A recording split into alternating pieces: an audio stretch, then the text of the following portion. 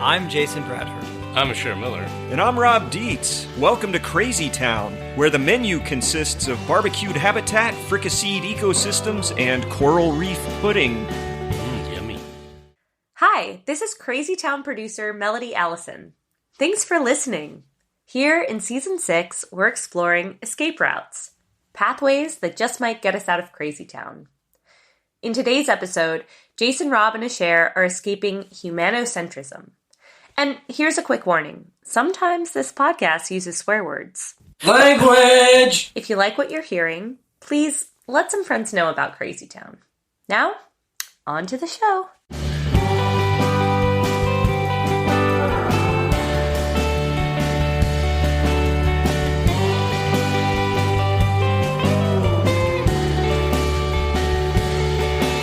Hey, it's good to be here in Crazy Town. You sound like a radio show host. Jeez Louise. Hey, everybody. All right, start it over.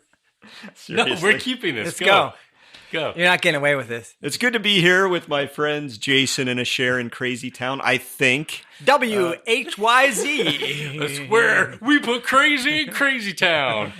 Okay, I have an opening question for you two. Nice. Okay, maybe this is because of all the superhero movies that have dominated pop culture, but I want to know. Dominated your mind, at least. Well, not just mine. I mean, come on, it's all over the place. I've boycotted those movies. Yeah. Well, I'm going to force you in because I'm asking you, what is your favorite superpower from another animal or plant or organism that you would have if you could? You could pick anything. I know. Should I go first? Yeah, you go first. Go ahead. Okay. I love the birds, of course, that Shocking. that have evolved the ability, of course, to not only fly, but they dive underwater to fish. Wow. We're talking like cormorants, Anhingas? grebes, murres, diving ducks, Pelicans? pelicans. I mean, it is so awesome because they're adapted to both flying and then they can swim. Yeah, you should totally take pelican because not only does it fly and then dive and swim, but it also is like the eating champion, right? It's like Joey Chestnut with the hot dogs. Yeah. It can stuff so Cormorants much. are also kind of amazing in how much they can eat. I think grebes are just adorable. What about penguins? They just flop into the water. They can't fly, but they're the best swimmers. I mean, just incredible. They can go down hundreds of feet. Anyway, I can go on. I got to stop. That's a pretty good one. Thank You're getting you. a lot of skills in there. Yes. I'm more limited. I was thinking closer to home, mammal, cheetah. Yeah. How cool would it be to I'm just walking down the street and suddenly I'm going like 65 miles an hour on my own power. Suddenly? Yeah. Have you No, ever they're seen a fast. cheetah take No, off? I know. They go quick. I was just trying to think about what would suddenly get you to Whatever take I off like want. There's an ice cream over there. I just run up and get There's it. a bag of Cheetos. Yeah, a car's about to hit me. I'm out of the way. Would it be cool if we could look down on the farm over here and there were cheetahs chasing stuff? Oh my gosh. Like your dog Dylan? That would be cool. Or what if it was me at 65 miles an hour chasing stuff? Well, I'm scared of death, so I'm going with the tardigrade. Oh yeah. I mean, they could survive anything. That's incredible. Like, way to bring it to like the simple little creatures. Yeah. Thank you. Little microscopic. They're little creatures. You know, we had a whole episode on terror management theory Yeah. that I can recommend to you. No, I know. We're gonna get. Well, actually, that put the fear of God in me. So I want to be a tardigrade someday. That's good. So I bring up the question of what animal superpowers you would want because today's topic, it's kind of the opposite of that. Instead of praising the animals and the plants and treating them with respect, this is all about us. This episode is about humanocentrism, or you might call it anthropocentrism, or you might call it human supremacy. Or I might call it the natural order of things. Right, you might. What God bestowed upon us. Right, coming from the mouth of the tardigrade over there. Yeah. But, basically this is the belief that human beings are the most important entity on this planet. It is a philosophical worldview that sees that we are somehow separate from and superior to what else we find in nature. They're just components of whatever's out there for us to exploit, for us to take and use how we want. I've met Eileen Christ in the past. She's an environmental philosopher and was a professor at Virginia Tech, and she really delved into this issue quite a bit. She says that this idea of human supremacy or human exceptionalism, it professes that we, because we're so special with our consciousness, our ability to remember things, that somehow we're distinct and superior. And then everything follows off of that, how we treat the natural world. Yeah, and it's funny you call it philosophy, which it is, but I think you could argue that it's such a deeply embedded philosophy that people don't recognize it as such, at least in Western cultures, right? Yep. And it's arguably the oldest and maybe most pervasive paradigm of Western society. I mean, you might be able to argue some other things, but the whole idea of dominion goes straight back to the Old Testament, the Hebrew Bible. Genesis. I'm going to quote my favorite band from the 1970s and 80s. Yeah. Okay. This is one of their top songs. Peter Gabriel or... I'm going the Phil Collins. Phil Collins? Era. And in one of their best known songs. Okay. There's a lyric in there. God bless them. And God said to them, be fruitful and multiply and fill the earth and subdue it and rule over the fish of the sea and over the birds of the sky and over every living thing that moves on the earth. Okay, it's not actually a Genesis lyric. It's from the book of Genesis. That's ruling over Jason as the bird that goes into the sea. It covers all of it. Yes, it does. Yeah. That's an expression, I think, of a belief system, but certainly has expanded, been adopted by all forms of at least religions that came from that part of the world. Mm-hmm. It might be the ultimate example of cultural materialism, which we've talked ad nauseum about. And we'll continue. To on this podcast. The Marvin Harris view of infrastructure influencing structure and superstructure. So I think it's a sound argument to say that belief, that humanocentric worldview, comes from the infrastructural change in terms of how we actually sourced energy and food for ourselves in society. So when some human societies moved from hunter-gatherer to agrarian societies, they created hierarchies. Or even pastoralism to more, settled agriculture even. Yeah, you could say it's a product of that infrastructural change. Now, of course, hunter-gatherers also exploited nature. They rendered other species extinct, particularly when they came across new abundant ecosystems. So it's not exclusive to sort of agrarian or pastoral societies. But I think you could say that many of those hunter-gatherer societies sort of learned lessons from overshoot. Yeah.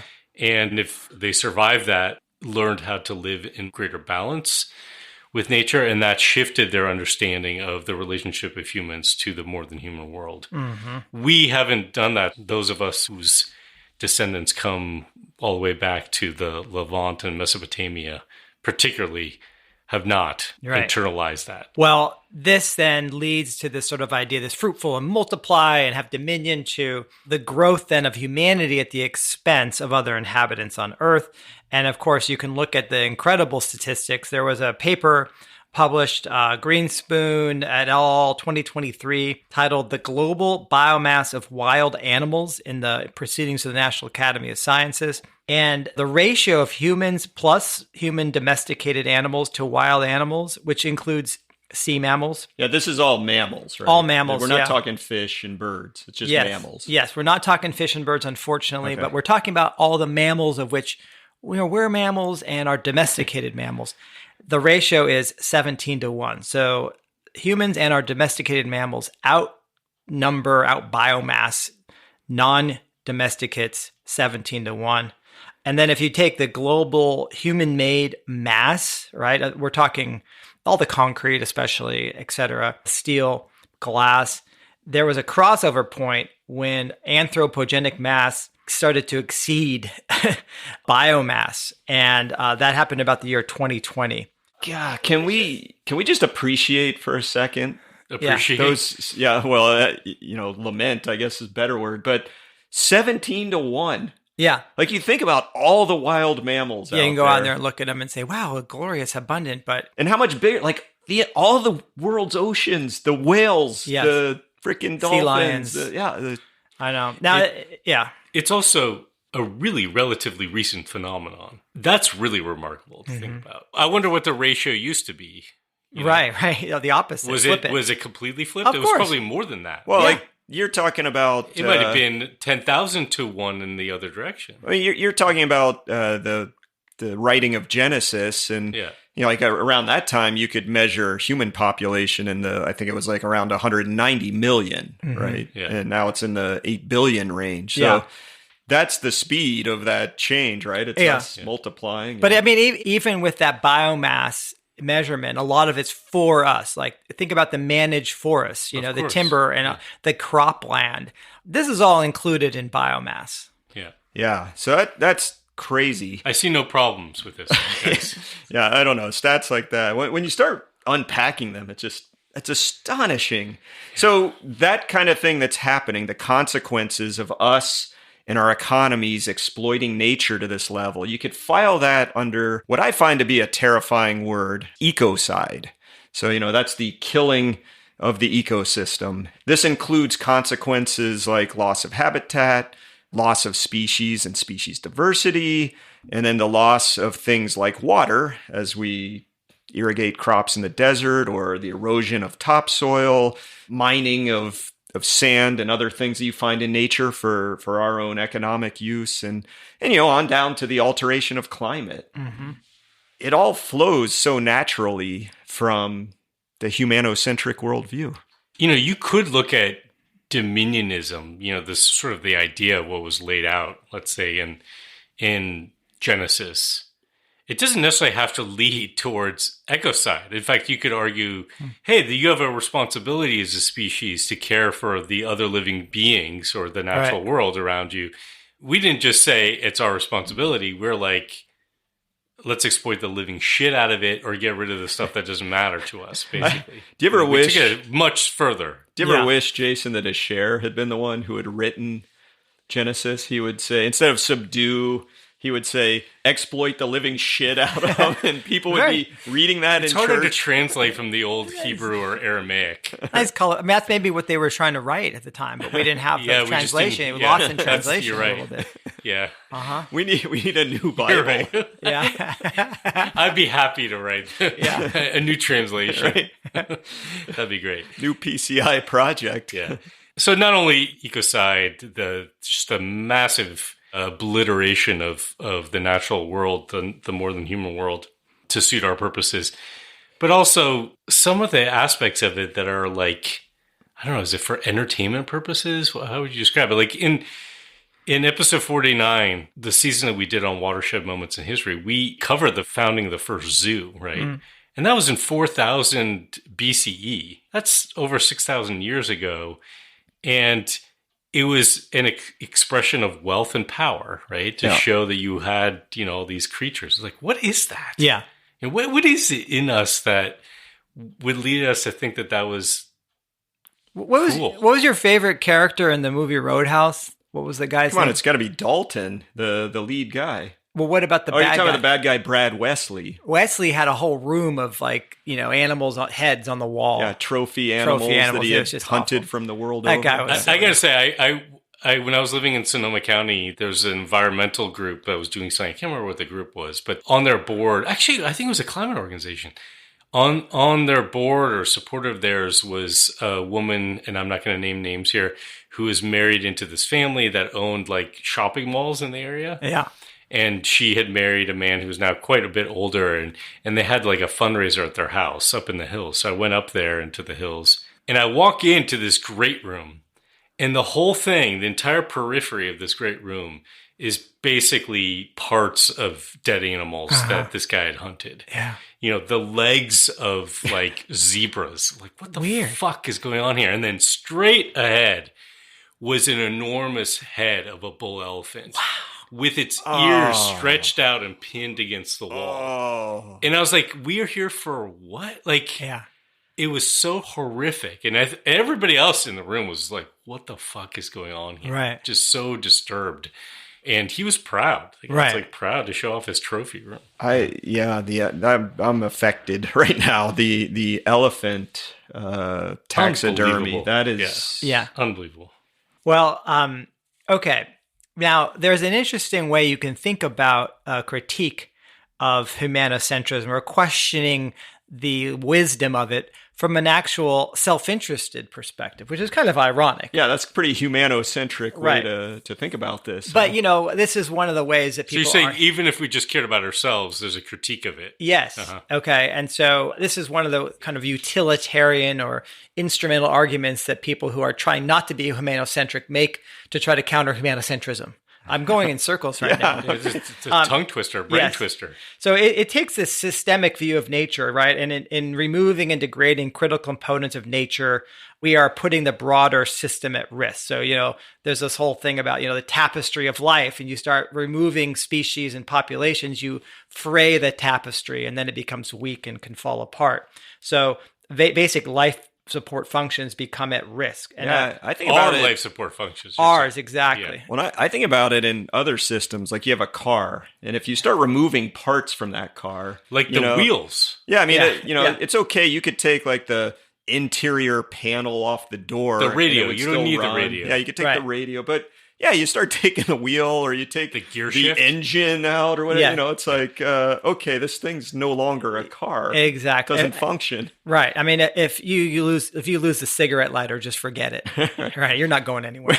When was the last time you had a car with a cigarette lighter? My car's pretty old. I got a 1998 Tacoma.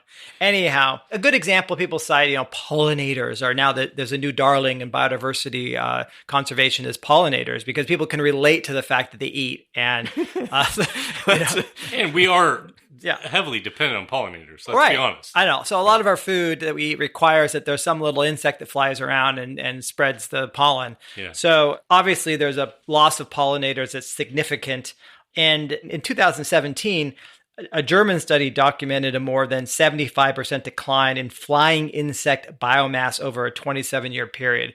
And there have been other studies that have come to similar kind of estimates from different parts of the world. So at first it was like, is this just a German problem? But it seems like this is actually a global problem. Yeah, I actually remember when that study came out, reading how they were looking at areas that were pretty naturally intact too. It wasn't like the apartment block in a big city or whatever. It was like national park kind of thing. Yeah.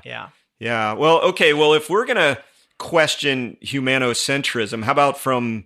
maybe instead of our own self-interest and our own survival, there's a moral and ethical piece to this too, right? Like, it seems like more and more by the day we're learning that animals have complex feelings, complex emotions, certainly the ability to feel pain, to understand lots of things. I know, when I step on Dylan's tail or something like that, he yips. Yeah. So. Well, we see that they're capable of communication and complexity. Right. Well, I just want to say, so far we've been emphasizing animals a lot, right? But what about plants and fungi, single-celled organisms? I talked about the tardigrades. I appreciate that. But single-celled organisms with or without organelles are something we should consider. What about slime molds? I care deeply about the COVID-19 virus. Yeah. I do. What about prions? This is good, right? So one Slime advancement molds, from humanocentrism would be maybe mammalianism, and then we're just human and animalism. Right. Yes. But you're bringing in the whole tent here. Yes. I appreciate that. You don't want to do this incremental movement away from humanocentrism. I mean, look at lichens. I'm looking at lichens on that tree right there. I mean, they're just so cool. Come on. Well, so if you're talking about sort of a philosophical perspective on this, I have to recommend Daniel Quinn's book, Ishmael. I'm not going to go into a big plot summary here, but... It involves a gorilla, I think. It does, but the book really is talking about the distinction between taker culture and leaver culture. And so the whole idea is taker culture is what we've been saying, this humanocentric worldview, widespread adoption of agriculture, and it centers around the belief that humans are above other organisms, and we're meant to expand ourselves and to dominate the planet. Whereas leavers try to live within what nature provides, try to have a relationship with nature, don't see themselves as the inheritors of Earth. And if they're really good at it, you take what you need to live, but you also give back what the rest of nature needs to live. Well, and there's a version of taker and leaver that can also be humanocentric in the sense of like if you're just concerned about the welfare and sustainability of future generations of humans, you might also consider the downside of being in a taker culture versus a leaver culture. There's actually a podcast called Human Nature Odyssey that was produced by a guy named Alex Leff. And it's, I thought, a really well done podcast, a lot of soundscaping and kind of an immersive experience. It's a bit of a journey that he went on discovering both that book and sort of wrestling with a lot of these questions. Yeah. Okay. Yeah, and I listened to it as well and thought, yeah, he did a really good job of tying it to his own neighborhood where he grew up in the broader city. He's from Philadelphia, and he's kind of looking at what was my relationship to nature during all of that. Yeah, and this is a book I've actually heard from a lot of people that Daniel Quinn's work has been really impactful. Our friend Tom Murphy, we've had on the podcast before, who is as steeped as you can get in sort of Western scientific thought. Yeah. Having been an astrophysicist and a university professor shooting lasers at the moon, I think was deeply impacted by reading Ishmael.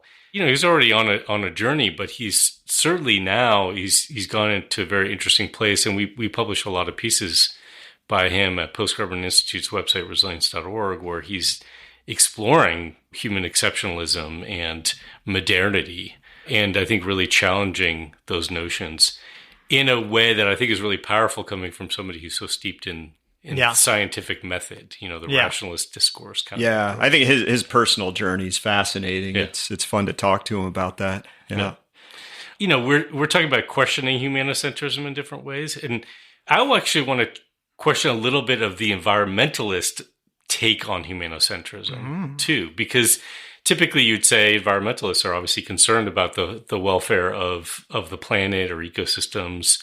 But oftentimes what you see is still a very human-centric approach. You know, sometimes conservation efforts are really around conserving something you have a personal connection to, which is wonderful. I mean, I take that over not having that. And we have argued a lot for people actually getting out into nature and having a connection with nature.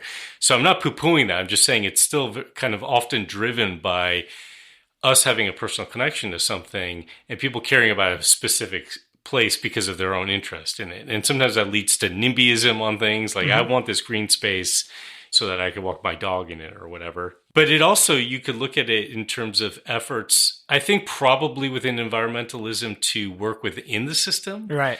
And that is things like putting a price on nature. So trying to show that nature has ecosystem services. Yeah, value. That it has a monetary value. And maybe if we can convince people it's worth this amount of money or provides this much, you know, to the global economy, it's worth kind of keeping. Yeah. Which is still saying it's for us, basically, what's the benefit to us humans, right? Rather than having intrinsic value on it. Yeah, I've done that. I play that game with wetlands. You know, they're worth so much because we don't have to pay for the cleanup of the water and everything. Yeah. I struggle with it because I don't want to be aiming our anger at environmentalists who are probably just trying to do whatever they can to save the last of the wetlands. And they're having to talk to like an insane society, you know, or get money from capitalists, you know, guys with like elephants on the wall. Yeah. Exactly. Now I say that, and let me tell you my personal one that kind of grates on me. The putting a price on nature stuff is very grating, but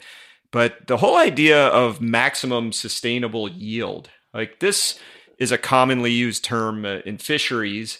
And the idea there, on one hand, it's like, okay, we want to maintain a viable population of fish. But on the other, we want to take out the most possible that we can without crashing that population. And to me, it's like, well, what are the rights of the fish or even of the ocean? Or, you know, and I get that people are hungry, but if you wipe out every fish species out there, you know, I don't know. I just have trouble with that whole, you know, it's very humanocentric. Sure.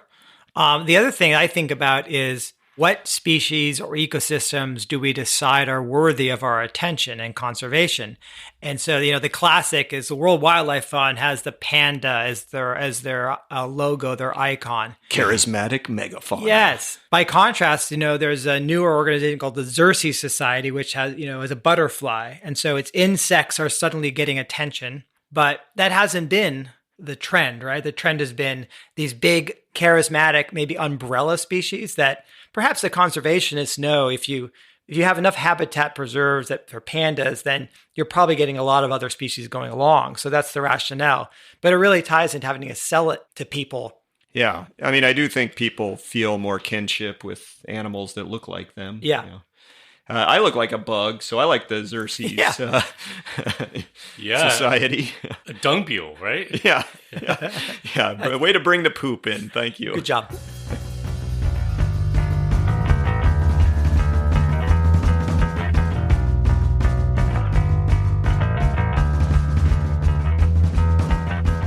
This episode's listener feedback comes in from Michael, who says, "We are big fans of Post Carbon Institute and Crazy Town." I'm sure that means Michael and their squirrel collection. Or Excellent. Michael could have multiple personalities. Could. That's, Yes, let's not judge. That'd be fine. No judgment. So, being big fans of PCI and Crazy Town, they go on to say, "The frank and humorous, but also factual way you talk about the converging crises has sharpened the way we frame our work and has given us courage to call a spade a spade." A spade is a wonderful garden tool for sure. Well, I call it a shovel. Yes, excellent, excellent. I actually, it's my favorite suit of cards as well. Well, what is it then? Wait, which spade is Michael referring to? I don't know, as long as they call a But spade Michael a said spade. a spade is spade. Right back and help us Which out here, spade, leaving Michael? us hanging. Thank you for listening, and thanks for the kind words.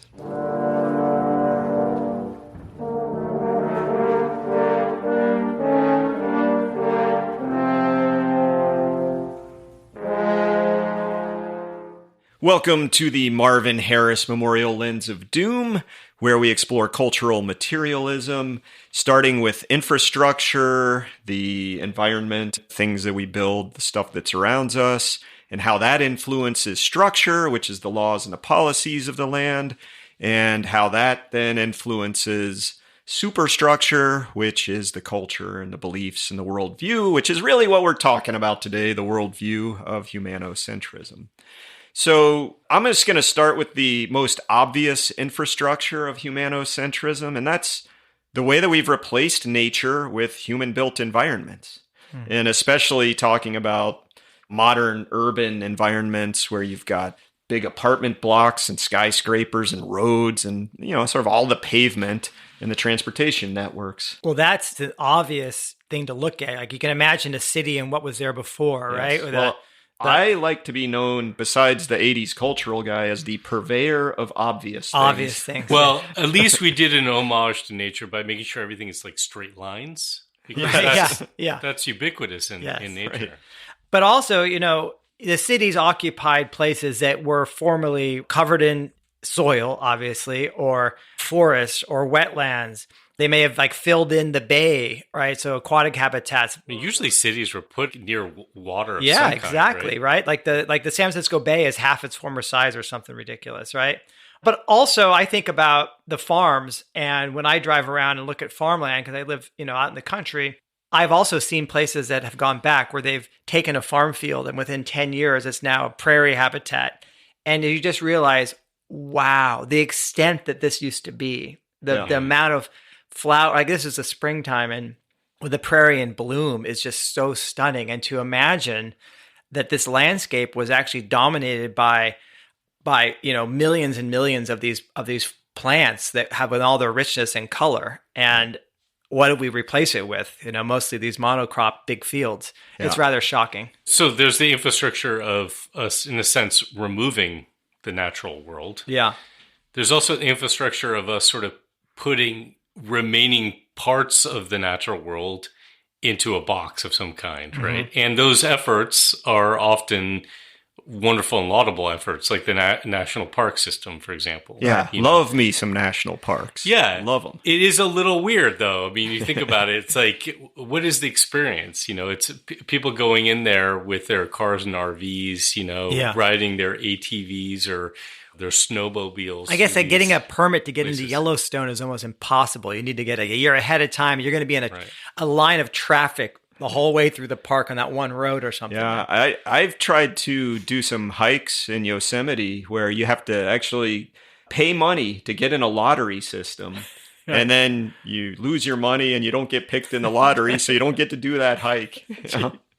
And it's weird because we've decided these are the lands are worth preserving versus others. And it reminds me a little bit of the whole thing we were just talking about with sort of charismatic megafauna. Right. A really special case of major infrastructure of humanocentrism that I want to highlight is dams, the big dams on major rivers.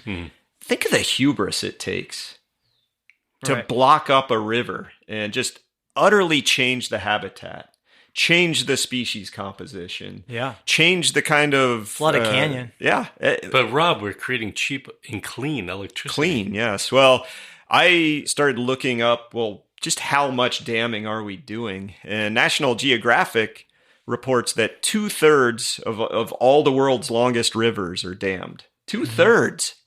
Like we're well on our way to that getting means a we still pretty good 1/3 grade left. Yeah. To go. Opportunity awaits. Yeah. So that's 60,000 large dams worldwide. So to your point, Asher, there's more than 3,700 that are currently planned or under construction. So we're still going that direction. That's a lot. Yeah. Well, I want to talk about the infrastructure of human physiology. What do you mean by that? Yeah, it's not something you typically think of, right? My physiology is excellent. Look at these biceps. Oh my God, you're huge. We have certain physical traits as a species, right? Biceps. We've got shut up. Certain number of cones in our eyes. Yeah. The range of things that we could smell. Yeah. Our taste buds, like our senses are... The distribution of hair in my nose and ears. Exactly. Yeah. Which is more in the ears. Yeah. And more coming out of the nose than they used to, right? Totally. Yeah. I mean, it changes over time. I'm sorry. You're evolving. But we have kind of created the world in an infrastructure around our particular physiology versus the physiology of other species, right? And the way that they experience the world. And we don't even think about it. There's a great book by the journalist Ed Yong who wrote a book. It's called An Immense World. And he documents the differences in senses between humans and other species. And it just goes to show how... I mean, some of it is absolutely antagonistic, maybe not even intentionally antagonistic of species. The whole idea of like LED lights. Oh, the light we've done with pollution, that. I'm thinking, And it's because we see it, we experience it in a certain way. Other species experience it completely differently. Well, and think about glass, right? And windows and how many bird strikes and kills that causes. Well, and all the shit that we're doing in the oceans with sonar and, Oh, my gosh. It's like looking for more oil deposits and just like ruining the lives of the cetaceans. I know. That's just awful. That was fun. Let's talk about the structure of humanocentrism. These are the rules, right? Yeah. Well, property rights, right? So ownership of animals, right? And land. So when you have ownership, you can kind of do what you want. Now we do place some restrictions. You can get in trouble for abusing animals. There are laws or lack of laws related to mining and logging and tilling, paving, damming, hunting, fishing, release of pollutants. So I feel like all of that stuff, you have restrictions as a hunter, right? There's a hunting season, for example. Licenses. But it's not like there's a restriction on paving, right? The zoning laws are mostly there to like help you pave when you want to pave. Well, I don't know. I mean, they're talking about, encouraging. I know you see parking lots around here nowadays. They try to have some permeability and they try to have a catchment area so that the water runs to a filtering wetland. So I think they're trying to use rules of the structure to mitigate to some extent. Yeah. And most parking lots also have a tall grass prairie for buffalo to roam wild as well. Yeah, it is all absurd. I mean, but it's true what you said. I guess you probably need to get a permit, but you could. On your own property, you could just like lay down a huge fucking concrete pad if you wanted to, right? You know how many places I've seen? So my helicopter can land. Yeah. Right. Well, you know how many places I've seen in Portland that they have astroturf. Yeah. For their, it used to be grass, I guess. Yeah. But, you don't want to mow it. So you just put down plastic lawn. Oh, this is driving me crazy. That's one of my pet lawn. peeves. It's so fun to lay on. All the kids playing on plastics and, oh gosh. Eating it. It's all good. Well, that was, go ahead. Well, Jason. I mean, here's what I think. It's like, we do not have a voting system right now for the slime molds. Right. All right. So again, here's a structural thing. We're the ones that get to decide their fate without any say. And that's frustrating to me. Well, that was almost more fun than the infrastructure conversation. So let's turn it to the superstructure, the culture and beliefs that surround humanocentrism. And I think this is really where it's at, because we're talking about a worldview here. I want to dive in with Robin Wall Kimmerer's book, Braiding Sweetgrass. Mm-hmm. It's not braiding Jason's nose and ear hairs. Please, you don't have to bring that up again, do you? It's Braiding Sweetgrass. I'm going to shave him after this.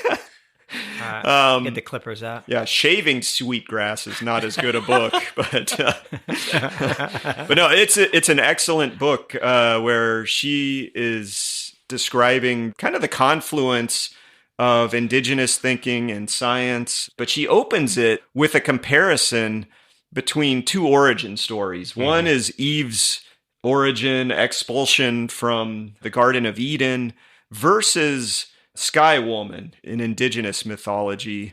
And the difference is Eve eats the apple and gets thrown out of the garden, and then it's basically like you were gonna roll around in the dust and fight your way, struggle against nature for survival. It's you against them kind of thing. Mm. And the mythology of Sky Woman is she gets dropped out of the sky into a giant body of water, and then the turtle rises up and helps her get to shore, and all the other animals are helping her get a foothold in this land and become part of the community. That's why they call it Turtle Island. I never knew this. I was always confusing. I don't know if that's true or not, but it must be. Maybe so. But two very different views on humanity's relationship with nature. Mm-hmm. Talking about superstructure, there's the origin stories, the myths, the narratives that we have. There's also maybe the more subtle but pervasive use of everyday language. Consider terms like natural resources or natural capital. Yes. Resource, like we use these terms. Yes. I hate doing it. It's so common. And actually it took Gloria Flora, somebody who was used to be a post-carbon fellow, to challenge me on this a little bit. She was talking about oil production. Right. It's extraction. And so it's just like the everyday language that we use. Natural capital, again, turning into a financial context. We don't think about it. It's ubiquitous everywhere you look. I love it when someone calls me an animal, but I'm an all. Yeah, like you're an animal, man. Like, thank you. Emerald is my favorite Muppet. Yeah. He is an incredible Muppet. But for most people, that's a derogatory term. And some people reject the idea that humans are even animals, which drives me crazy. But a lot of these terms are used to denote being uncivilized or brutish, and which itself drives me crazy. So what are some other euphemisms? Like treated him like a dog, or, squash you like a bug, or beat a dead horse, or kill two birds with one stone. Wow, you got a lot of these. Or like freeze that tardigrade. I wish you would treat me like a dog, because you treat your dog very kindly. Thank you. And you treat me like sure. If you had a tail, it would be cool. Then I could see when you're happy. Yeah. Well, you're gonna work on wagging your nose, Rob. Wagging my nose hairs. Yeah. The one that gets me with language is the way we name so many of our natural features. And you see this in the landscape all around us. So many things are named after dead white guys, and of course, mostly colonialists. Like I used to go camping in Jefferson and Washington National Forests. Mm-hmm. You got Mount McKinley, named after a president that probably would have been forgotten. Well, at least they changed that. Yeah, I know. I do love that more people know it as Denali now. That's really cool. And then you got the Columbia River, Vancouver Island. I mean, isn't it kind of weird? Like, can you fathom the level of arrogance to say, I'm sailing past this island, I'm going to name it after myself? It's the way Trump names all of his businesses, you know? What's even better is near Vancouver Island is Cortez Island. Yeah. One of the most sadistic killer people. You know that one of the things about when Vancouver was sailing in the Puget Sound region, he really liked the mountain that we know as Mount Rainier. And you look at the spelling of it, I thought, oh, maybe it's rainier, like it's a rain thing, or maybe that's an indigenous word. No, it was one of his buddies' names. He's like, oh, I like this guy, this admiral. So I'm going to name the most massive, awesome, awe-inspiring natural feature on the landscape after my buddy over here. Well, they're going to change a lot of these bird names now to be not the names of old dead people because so that's interesting. I think that's kind of nice. So while they're at it, maybe they want to change the official name of Canada. What's because that? The official name of Canada is actually the Dominion of Canada. Oh my gosh. I did not know that.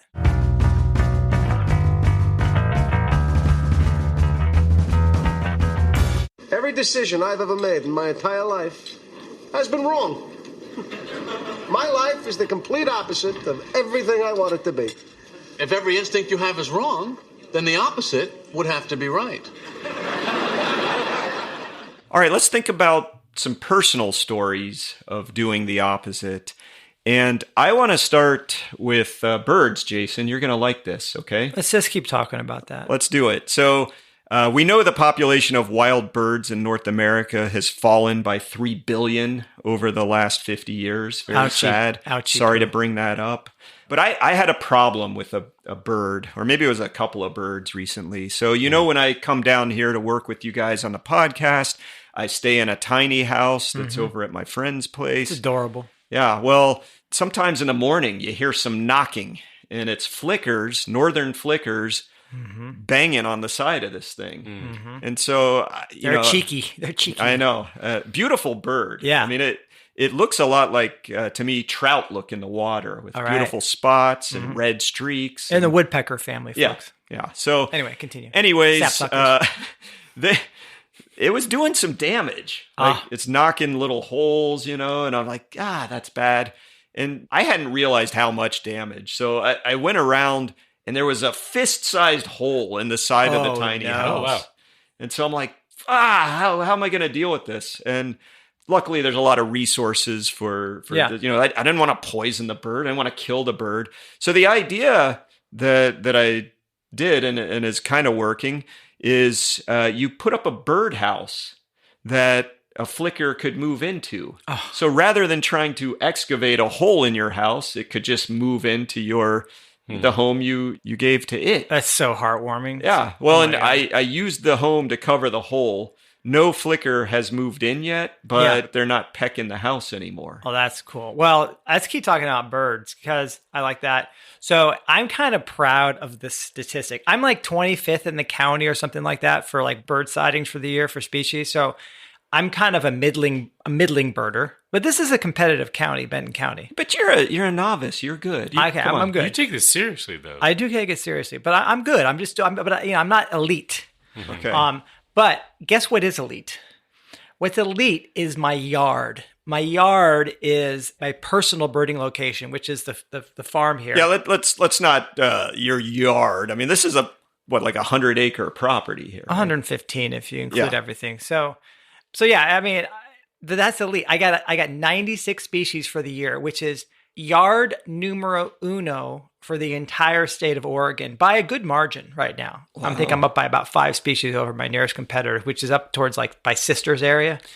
I'm feeling. Did you hear our episode we did on individualism? Yeah. So this isn't did you about learn anything from this. That? Isn't about me. This is about the birds. Oh, and right. The fact that this is a paradise for them. Yeah. I just humanocentric conversation. I just about happen birds. to be the one walking around observing them. I will say, coming here, the thing that I'm always struck by when I come to your house and the farm is the sounds of birds just everywhere. Yeah. It's noisy. Sometimes they're noisy. It's like amazing. Like flickers. I love it. Yeah. And it there's is interesting. so many different ones. And when Jason comes to our houses, he's amazed by the diversity of motors and cars and blowers. It is the true. leaf blowers. I am a bit shocked The sometimes. lawnmowers. Yeah. Yeah. It's great. We've I- got lots of diversity. I can't go to two-stroke sleep. engines. Well, I can't go to sleep at night without like starting a weed whacker in the bedroom and having that You just have motor it running on the side. Some people use, sounds of nature to fall asleep to. Yeah. You're doing that. I've instead. actually hired a team of weed whacker and blower guys Yeah. to just. You're contributing to the economy. That's a wonderful thing. I wish a whippoorwill would come here and I could hear that at night. That would be nice. Haven't had one of those yet. How about a cougar? You could hear one of those hunting on the they're property. around for sure. Back to Ed Yong's book. When I was reading that, early on in the book, he talks about the sense of smell of dogs and how they experience the world. So much of it through that olfactory experience, and it really got me to think differently about the experience that my dog Willow would have when he and I would go on walks together. Willow's such a good boy. And, I have to walk him on a leash in the neighborhood. I do take him places where he can go off leash, and he's the happiest He loves being water. on the He loves planet water. when he's able to run around. But even just walking through my neighborhood or nearby neighborhoods, I would find myself, and actually it started from both, reading Ed's book and then trying to be a little bit more mindful when I go on walks. I have all these podcasts I like to listen to. I mean, the one I listen to the most is our own. Of course. I just Over and constantly, over. over and over. Love the sound of your own voice. I love listening to us. Yeah. But there are a couple others as Yeah. well. But no, Not as good. I love listening to podcasts and learning about things. But I realized I'm just constantly filling my head with noise, with Right. inputs all the time. So I need to stop that. I need to go out and be more present. And then thinking about what Willow's experience is like when we go on these walks and realizing that when he stops to smell something, there's a whole experience there for him. And me being like, no, we got to hurry up, or, stop yanking on the leash because all of a sudden you got a new sense of smell. Right. I really try to, I can't experience the world the way he experiences it. Sometimes I try to think of it in terms of more visual things. So it'd be like if I dropped acid or something and I'm walking around and seeing all of these vibrant colors. That's Right. what I sort of imagine what his experience must be But like. it's through the nose. But it's through the nose. Sure. And I can't see that, but I can at least try to be empathetic and realize he's You know having how an much experience. dog piss he's smelling along the way from different dogs? I mean, it must be There's incredible. dogs, but there's also other creatures, and there's probably other things that I'm not even aware of. What I appreciate about what you've changed is how sometimes you let him leash you up and Yeah. he walks you. I think that's the coolest part. He loves that part. He yanks on it too much, though. The choke chain. Jeez. Okay, here we are in the do the opposite. We've shared some personal stuff, but let's look at the visions for different infrastructure, superstructure, and structure. And starting with infrastructure, what could we do different? Well, maybe you've heard about this idea of rewilding. It's kind of a land acquisition, but also ecological restoration strategy. And these are happening in various places around the world. The one that I became familiar with more than a decade ago is the Yellowstone to Yukon Conservation Initiative. And what they're doing there, they're making a huge partnership, collaboration among conservation groups, of course, but also local landowners, businesses, government, indigenous governments, nonprofits, scientists. Anyway, the whole idea is let's make a connected, well-protected habitat all along the spine of the Rockies. And they've done things like get proposals accepted for land acquisition that helps make the already protected areas more protected, bigger. Connected, yeah. They've done ecosystem restoration, things like tree plantings Sure. and all that. And they've also gotten animal crossings over roadways built and other things that help animals have that connectivity in the landscape Yeah. that they need. That's a massive scale, right? And so, one of the things I've been interested in is how can this happen at smaller scale, maybe less funded, and one of the places you can go to see what other people are doing and maybe be inspired is a place called Restore, and it's restor.eco, ECO. And there's a breadth of efforts out there, and they're kind of documenting sites from 140 countries, thousands of sites. And it's inspiring to see the care that people have from all walks of life and all parts of the planet to make their place more beautiful and more biodiverse. So interesting to check that out. The good news is there are plenty of ecosystem restoration efforts out there across all kinds. I mean, there's reforestation efforts, marine reserves, wetland conservation, farmland habitat. You've talked about that, Jason. There's also the half-Earth proposal, which is probably the most bold idea that's been put out there, and that's reserving half Earth, for biodiversity. I do have a little bit of a critique of that, which is it's still sort of this idea of separating humans from the rest of the world, the natural world. And that's not really how indigenous cultures have sustained themselves over time. They've actually lived with ecosystems as part of ecosystems. Do you think that's part of the half-Earth mindset or worldview? Is it sort of the sacred and profane?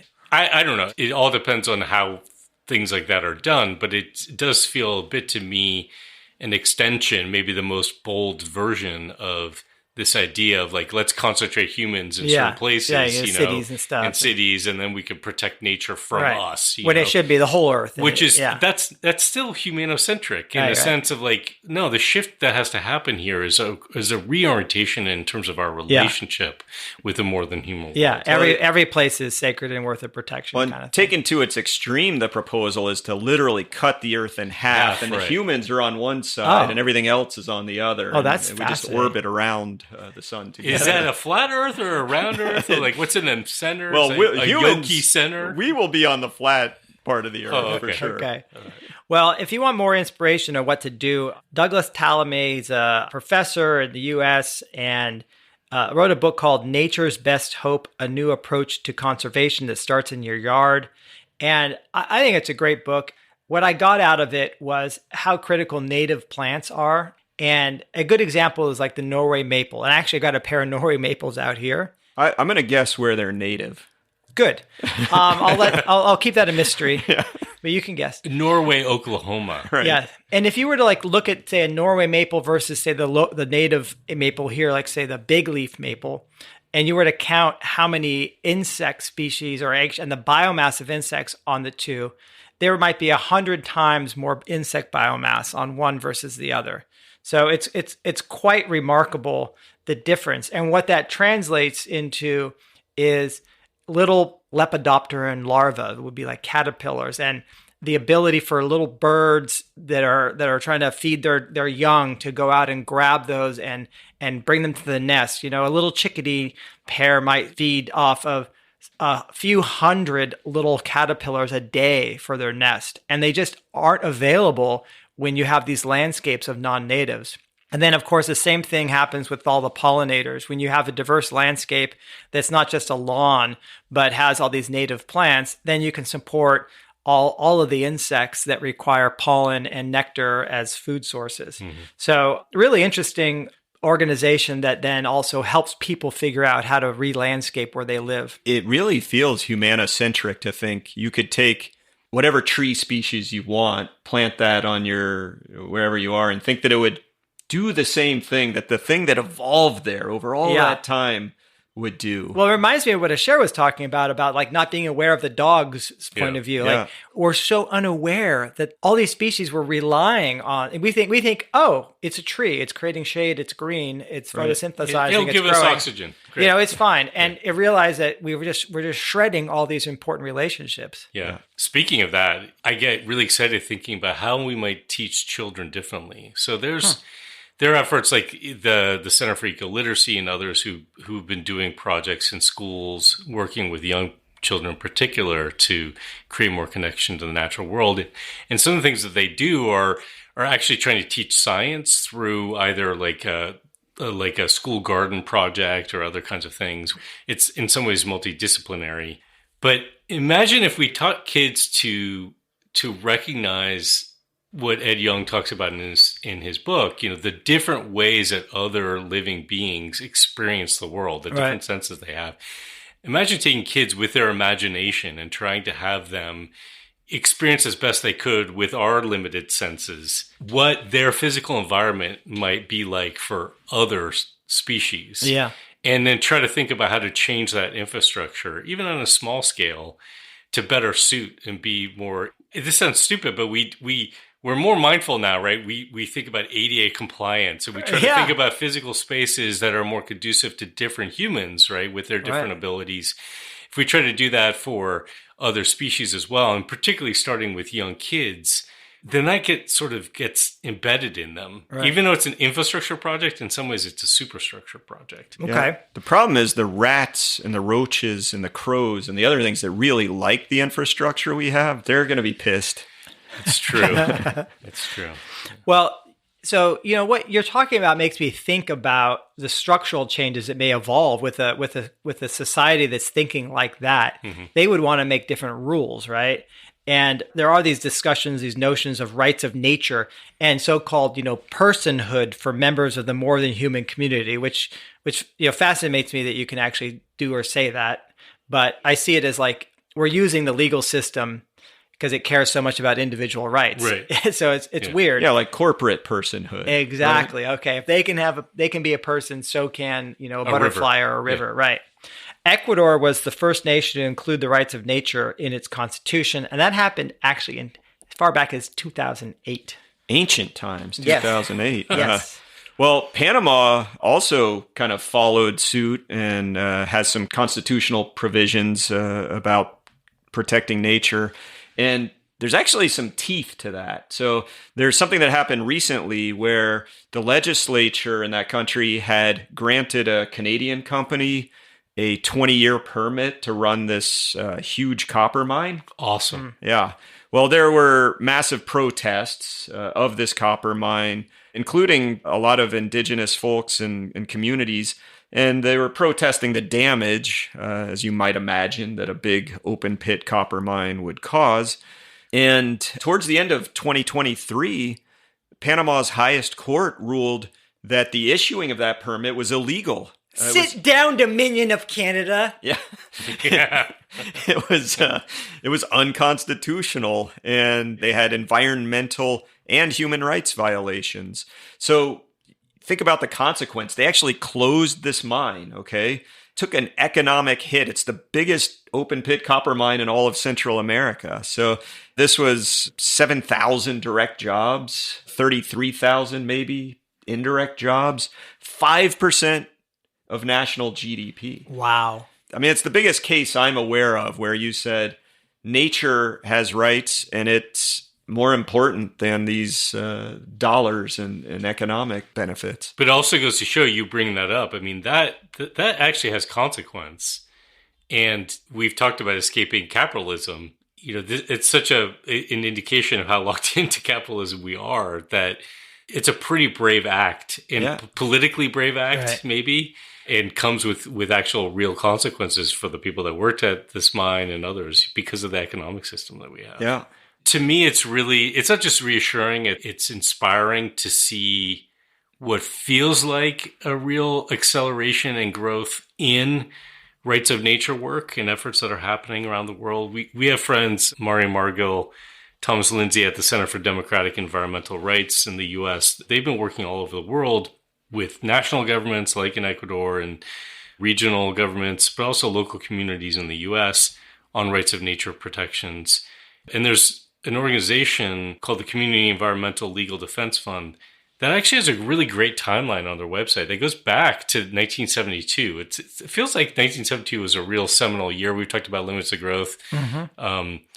This is the year I was born. Of course, an incredibly important year. Transformative. But they have like a 50-year timeline of kind of what's been happening, and it really does accelerate. It has been accelerating in more recent years, which does give me some inspiration. There was a podcast recently. Our friend Nate Hagens interviewed a Swedish environmentalist, Pella Thiel, on The Great Simplification.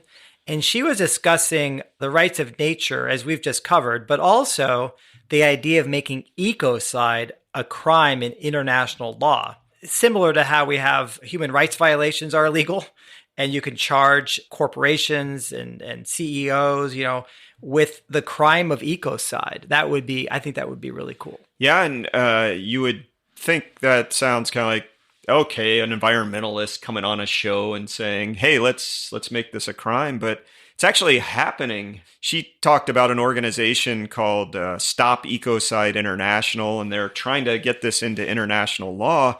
And just this year, Belgium became the first country in Europe to actually recognize ecocide as an international crime. Ooh. So Extraditions. Yeah. And the punishment's pretty big. If you commit ecocide, you could be thrown in prison for 20 years and have a fine of up to 1.6 million euros. Interesting. I think they should just take those people and throw them into like remote wilderness and see if they could survive on their own.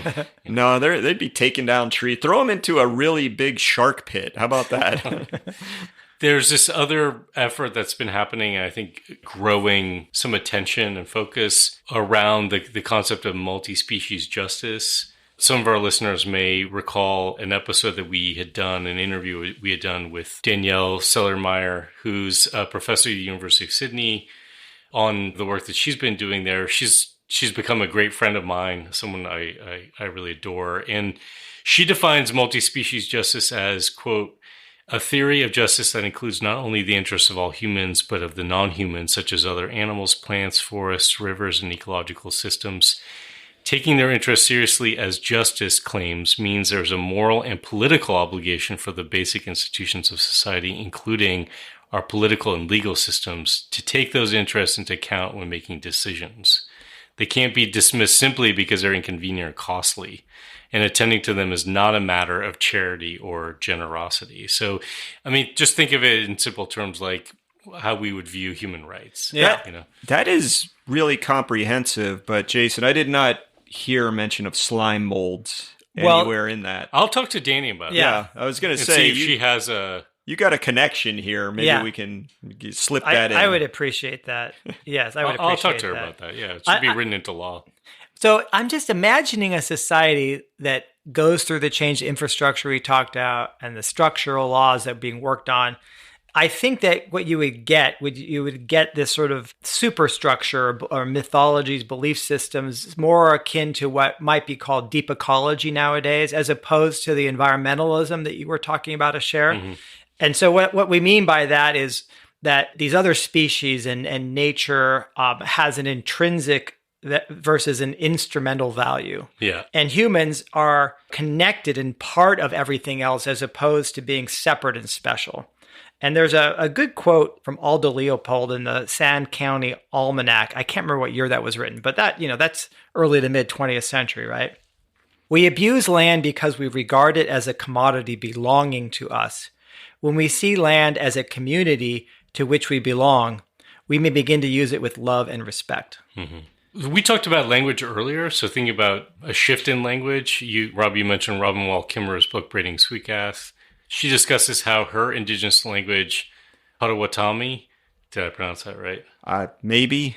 Potawatomi is how I would have guessed, but I'm not sure. How it differs from English, right? Objects and animals are spoken of as persons as well. Not only are the plants and animals inanimate, but the rocks, the mountains, and the rivers.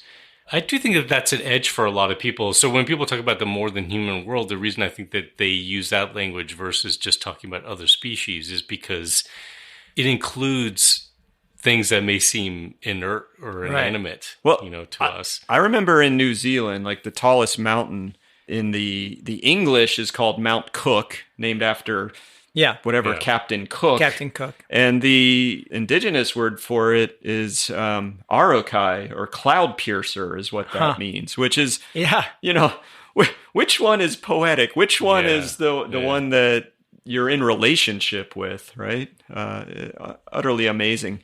I have an example to share from the Tuvan language, which is people of South Central Siberia, Mongolia.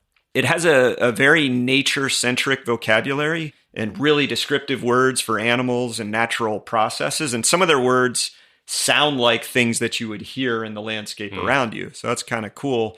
But apparently nature is also built into the structure of their grammar. So the preferred way that they say to go, or go somewhere, it refers to the direction of the current in the nearest river and your trajectory relative to the current. So, it's kind of wild. Example would be helpful. Well, so they keep track of that information, which way the river is running as they're moving around the landscape. Wow. And so there was this linguist who was studying Tuvan, And he once hosted a friend in Manhattan, and the Tuvan friend said, "Hey, where's the river?" So the linguist took him over and to the west side of Manhattan and showed him the Hudson River. And the linguist said that he took note of it so he could use Tuvan topographic verbs properly in New York City. I was just thinking the Tuvan in that moment probably became more indigenous to New York City than most of the longtime residents. They probably don't even really... I mean, if you can find a good deli that way too, that would be, I'm sure, That's how the Jews in New York orient. Yeah, exactly. One other thing that I want to mention about superstructure is we have our sister podcast, Holding the Fire. And the second episode of that featured Ann Polina, who talked extensively about viewing the river as a relative of hers, and even listed as a co-author on one of her peer-reviewed journal papers. So there's a real shift in thinking to think that the river is your co-author. Yeah.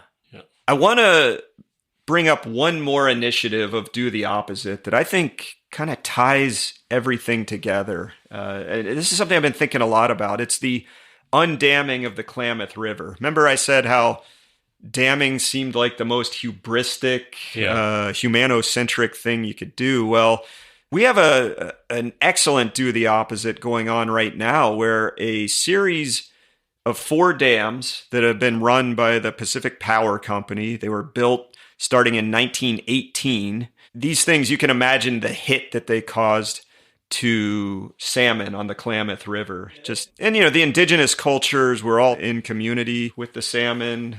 And it wasn't just putting dams in the physical barriers that disrupted the spawning of salmon, but recently there was problems with excessive growth of toxic cyanobacteria in the reservoirs, and it degraded the water quality. And in 2022, there was an outbreak that killed more than 34,000 fish, most of them Chinook salmon.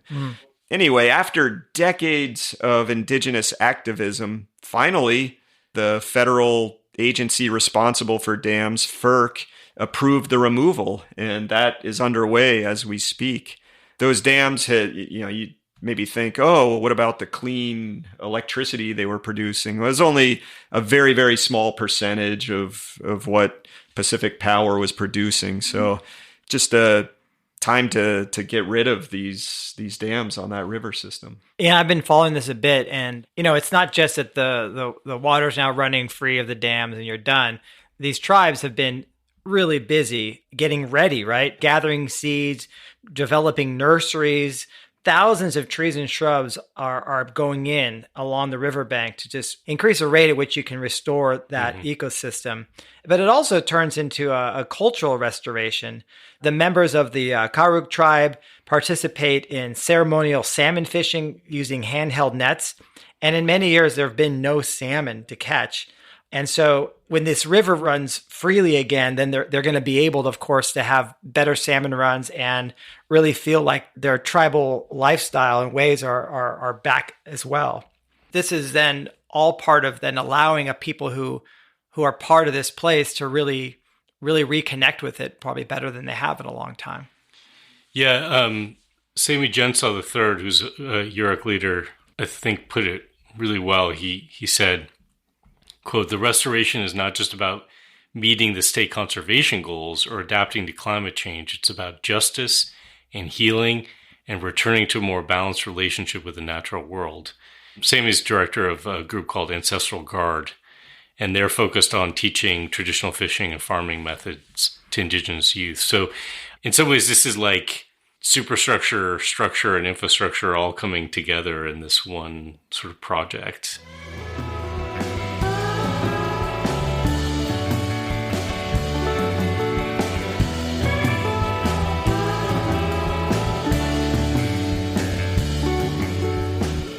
That's our show. Thanks for listening. If you like what you heard and you want others to consider these issues, then please share Crazy Town with your friends. Hit that share button in your podcast app or just tell them face to face. Maybe you can start some much needed conversations and do some things together to get us out of Crazy Town. Thanks again for listening and sharing.